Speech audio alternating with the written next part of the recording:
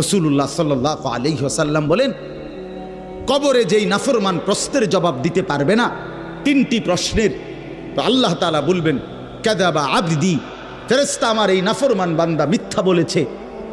ফাআফরিশুহু মিনান নার ওয়ালবাসুহু মিনান নার, আমার নাফরমান বান্দার কবরে জাহান্নামের বিছানা বিছায় দাও, ওরে জাহান্নামের পোশাক দিয়ে আবৃত করে দাও। ওয়াফতাহু লাহু বাবান ইলান নার, জাহান্নাম বরাবর তার কবর থেকে দরজা খুলে দাও, কবর খুলে দাও।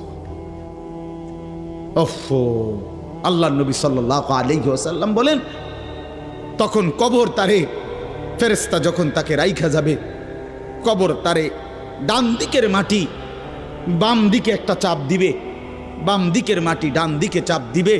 আল্লাহর কসম, নবী বলছে হাত্তা তাখতালিফা আদলাউহু, ডান পাশের হাড্ডি এবং এই